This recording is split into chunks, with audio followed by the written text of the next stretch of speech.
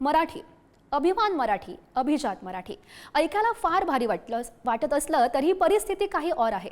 मराठीचा आणि मराठी माणसांचा अपमान करण्याचे प्रकार सातत्यानं वाढत आहेत आणि ते देखील महाराष्ट्राच्या राजधानीत मुंबईत। मराठी कशी हाल सोसतेय पाहूयात या संदर्भातला हा खास रिपोर्ट। माय मराठीला भाई मराठी असा प्रश्न विचारणाऱ्यांची हिंमत वाढत चालली आहे। मुंबईतल्या घाटकोपर मधल्या सोसायटी मधला हा राडा, तुम मराठी लोक गंदा है असं म्हणण्याची हिंमत एका परप्रांतीय गुजराती माणसानं केली। एवढंच नाही तर मराठी माणसाला शिवीगाळ करण्यापर्यंत या राहुल शहा नावाच्या माणसानं मजल मारली। काल ग्रुपवर मराठी विरुद्ध गुजराती थोडी वादवाद झाली। तर माझ्या वडिलांनी सोसायटी रिलेटेड काही प्रश्न विचारले गेले, ते त्यांना डावळलं गेलं। त्या प्रश्नाची उत्तर दिली गेली नाही। एका व्यक्तीने राहुल शहा म्हणून व्यक्ती शिव्या दिला, तर ते अपशब्द वापरले ग्रुपवर की तुम कोण है, तुम क्या करेगा, मराठी लोक गंदा आहे, ऐसा वैसा। मराठी माणसाला नेहमी डावळलं गेलंय या महाराष्ट्रात। जर आज अशी परिस्थिती आली, मराठी माणसाला मराठी साठीच आपल्याला भांडण्याची वेळ आली। ही सगळी घटना स्थानिक मनसे नेत्यांना समजली। ते थेट त्या सोसायटीमध्ये पोहोचले आणि त्यांनी मनसे स्टाईल इंगा दाखवला। ये जो है मुंबई है हमारे महाराष्ट्र लोगों की, सब लोग बाहर से आए, पेट भरो, अच्छी तरह से रहो। लेकिन तुम लोग बाहर से आके इधर दादागिरी करोगे। मराठी लोग मच्छी खाएगा क्या, मटन खाएगा क्या, सब्जी खाएगा, तुम लोग नहीं सिखाने का। बोलता डोंगी बोलते, हाँ कोई सिखाने का नहीं। और मराठी लोग गंदा है तो इधर क्यों आएगा? सगळे येऊ का इकडे? सगळे बोलू का? अरे पोल हे उसको बोल, त्याला बोल, हा पोल बनवलाय ना तो पोल, नाही तर आम्ही लोखंडी पोल आणून त्याला तुमच्या भाषेत समजावा, गुजरातीत समजावा, मारवाडीत समजावा, त्याला कुठली भाषा येते समजावा। आणि दुसरी गोष्ट, परत जर मराठी माणसाच्या नादाला लागला, जर मराठी माणूस चुकतोय ना तर सोसायटी म्हणून त्याची चूक दाखवा।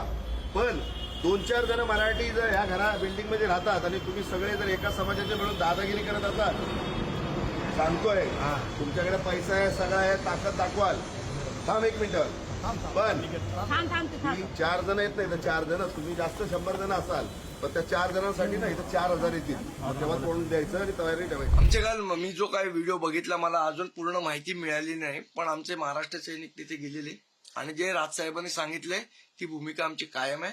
जिथे मराठी माणसावर अन्याय होईल तिथे कानाखाली आवाज बसेल। हा सगळा राडा सुरू असताना पोलीसही तिथे पोहोचले आणि त्यांनी परिस्थिती नियंत्रणात आणली।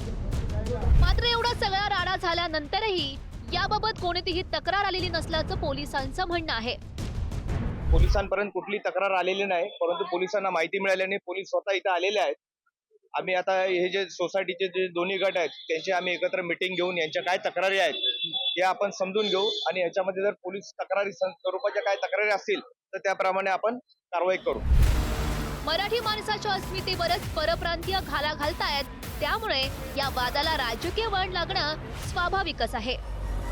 मासार करणं न करणं ज्याचा त्याचा खाजगी अधिकार आहे, खाजगी विषय आहे। आणि मराठी माणूस जर असं खात असेल तर मला असं वाटतं गुजरात्यांनी त्याच्यावर बंदी आणण्याची गरज नाही, त्याच्यावर बोलायची गरज नाही। आणि मग जर अशा पद्धतीनं मराठी माणसाला छेडण्याचा प्रयत्न केला तर मराठी माणूस, मग गंदा मराठी माणूस कसा असतो तो मला असं वाटतं या गुजरात्यांना दाखवून देऊ शकतो। भैयाजी जोशी आणि घाटकोपरला जाऊन घाटकोपर हे गुजरात्यांचं असं सांगितलं होतं।